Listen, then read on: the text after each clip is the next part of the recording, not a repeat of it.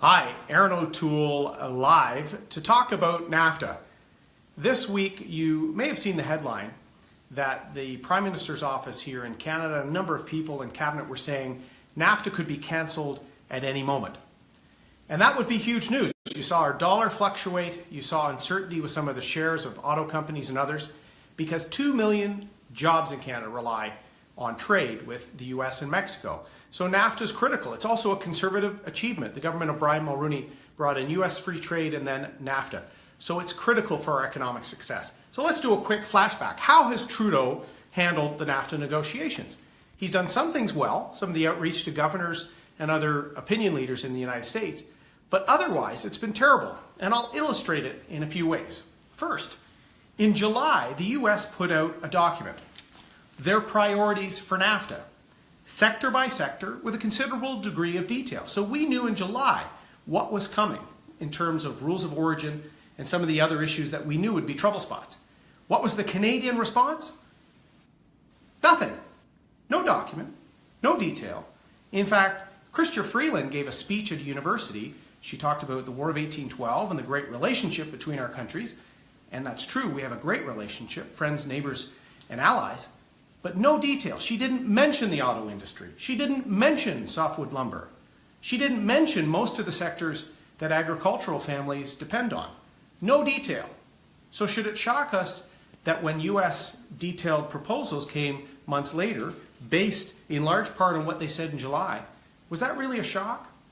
Certainly there were a lot of elements of Justin Trudeau's domestic political agenda put in the window front and center. The environment, Indigenous issues, a whole range of issues. And those are all very important issues.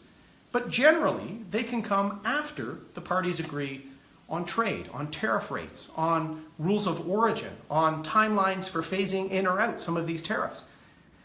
Justin Trudeau has not taken a serious approach to NAFTA from day one.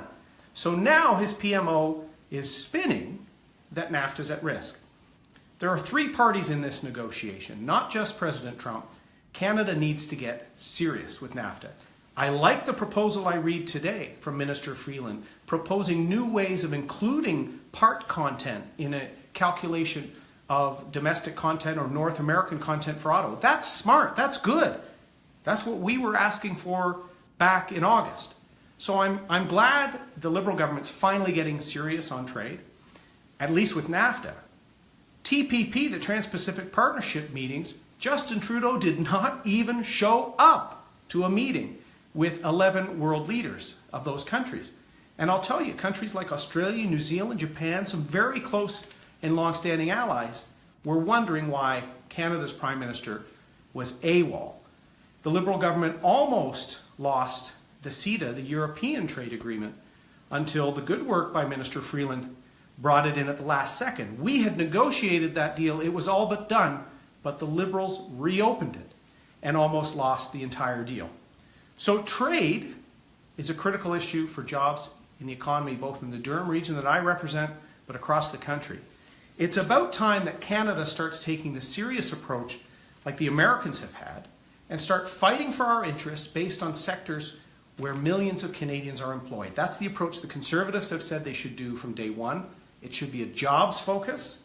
I see now, 6 months later, the Liberals are finally getting that. So we're going to hold them to account. As I've said, I've tried to be positive and say where I appreciate the government's support and approach.